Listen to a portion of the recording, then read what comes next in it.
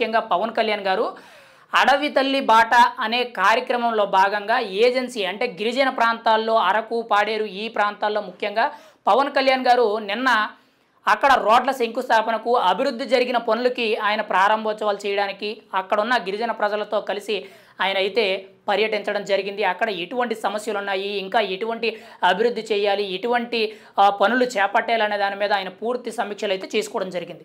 నిన్న ఏప్రిల్ 7వ తారీఖు పవన్ కళ్యాణ్ గారు పెదపాడు అనే గ్రామ పంచాయతీకి ఆయన వెళ్ళడం జరిగింది. నిన్న రాత్రి ఆ గిరిజన ప్రాంతాల్లో ముఖ్యంగా ఆ ఏజెన్సీ ప్రాంతాల్లో ఆ నక్సలైట్లు తిరిగే ప్రాంతాల్లో ప్రాణాలకు తెగించి కూడా ఆయన ఆ రాత్రి అక్కడే బస చేయడం అయితే జరిగింది. ఇప్పటి వరకు కూడా దేశ చరిత్రలో ఏ రాజకీయ నాయకుడు కూడా ఏజెన్సీ ప్రాంతాల్లో తిరిగిన నేపథ్యాలే లేవు. అలాంటిది ఉప ముఖ్యమంత్రి పవన్ కళ్యాణ్ గారు అయితే ఏజెన్సీ ప్రాంతాల్లో పర్యటించడమే కాకుండా ముఖ్యంగా నిన్న రాత్రి అంతా కూడా ఆయన అక్కడే బస చేయడం అయితే జరిగింది. గతంలో ఇప్పుడు పవన్ కళ్యాణ్ గారు ఎక్కడైతే పెదపాడు అనే గ్రామ పంచాయతీ పరిధిలో ఉన్న ఒక లివిట్టా అనే గ్రామంలో ఆయన బస చేయడం జరిగింది. ఆ గ్రామానికి సమీపంలో గతంలో 2017 ముఖ్యంగా టీడీపీ మాజీ ఎమ్మెల్యే ముఖ్యంగా ప్రభుత్వ చీఫ్ విప్ కేడారి కానీ, సివేరు సోమన్ కానీ వీళ్ళిద్దరినీ కూడా మావోయిస్టులు అతి దారుణంగా హత్య చేయడం జరిగింది. అదే ప్రాంతంలో దగ్గరలో మరి అటువంటి ఏజెన్సీ ఏరియాలో మావోయిస్టులు, నక్సలైట్లు ఉన్న ఏరియాలో పవన్ కళ్యాణ్ గారు అయితే రాత్రిపూట బస చేయడం అనేది ఎంత రిస్క్తో కూడిన పని అనేది ప్రతి ఒక్కరు కూడా ఆలోచించుకోవాలి. సాధారణంగా ఏజెన్సీ ప్రాంతాల్లో ఎటువంటి రాజకీయ నాయకుడే కానీ, ఎటువంటి ప్రముఖులే కానీ ఎవ్వరూ కూడా అక్కడ పర్యటించడానికి ఇష్టపడరు. అలాంటిది పవన్ కళ్యాణ్ గారు అక్కడ పర్యటించడమే కాకుండా రాత్రిపూట అక్కడే బస చేయడం, పోలీసులందరినీ కూడా అక్కడే బస చేయించడం, ముఖ్యంగా ప్రభుత్వానికి సంబంధించిన నాయకులు, అధికారులు, ఎమ్మెల్యేలు అందరూ కూడా అక్కడే బస చేయడం అయితే జరిగింది.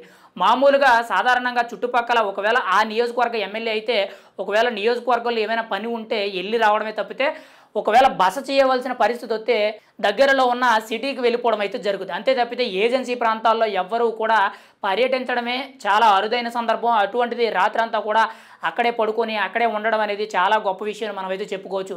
ఏది ఏమైనా సరే పవన్ కళ్యాణ్ అనేవి ముఖ్యంగా 2 రోజుల పర్యటన అనేది గిరిజన ప్రాంతాల్లో డోలీ మూతల చావులు ఏవైతే ఉన్నాయో ముఖ్యంగా మంచినీటి సదుపాయాలు కల్పించడానికి గతంలో 2018లో పోరాట యాత్రలో భాగంగా పవన్ కళ్యాణ్ గారు మాట ఇచ్చారు. ఈరోజు ఆ మాట నిలబెట్టుకునే దిశగా ఏప్రిల్ 7వ తారీఖు, ఏప్రిల్ 8వ తారీఖు అంటే నిన్న ఈరోజు 2 రోజులు కూడా ప్రత్యేకించి కూడా ఈ గిరిజన ప్రాంతాల్లో తిరగడం అయితే జరుగుతుంది. అక్కడ అభివృద్ధి పనులకి శంకుస్థాపనలు చేయడం, వాళ్ళతో ముచ్చటించడం, వాళ్ళ కష్టాలు ఏంటనేది ప్రతి ఒక్కటి కూడా దగ్గరుండి కూడా అడిగి మరీ తెలుసుకోవడం అయితే జరుగుతుంది. ఏది ఏమైనా సరే గిరిజనులకు మాత్రం దేవుడిలాగా కనిపిస్తున్న నాయకుడు ఎవరైనా ఉన్నారంటే, ఒక ప్రజానాయకుడు ఎవరైనా ఉన్నారంటే అది కేవలం పవన్ కళ్యాణ్ అని చెప్పి మనం చాలా గట్టిగా చెప్పవచ్చు. ప్రాణాలకు తెగించి కూడా రాత్రిపూట అక్కడ బస చేయడం అనేది చాలా గొప్ప విషయం అని మనం అయితే చెప్పుకోవచ్చు. ఇది కేవలం పవన్ కళ్యాణ్ అనే వ్యక్తి గిరిజన ప్రాంత ప్రజల మీద ఉన్న ఆదర అభిమానులు, వాళ్ళ మీద ఉన్న ఇష్టంతోనే అక్కడైతే బస చేయడం అయితే జరిగింది. ముఖ్యంగా వాళ్ళకి అన్ని సదుపాయాలు కల్పించే దిశగా ఇప్పటి వరకు కూడా 1000 కోట్లకు పైగా రాష్ట్ర ప్రభుత్వం తరపు నుంచి, ఇటు కేంద్ర ప్రభుత్వం తరపు నుంచి నిధులు కేటాయించి అభివృద్ధి పనులు అయితే చేపట్టడం అయితే జరుగుతుంది. ఇప్పటికే కూడా చాలా వరకు కూడా రోడ్లు వేయడం జరిగింది, మంచినీటి సదుపాయాలు కల్పించడం జరిగింది, కొన్ని చోట్ల విద్యుత్ సదుపాయాలు కల్పించడం జరిగింది.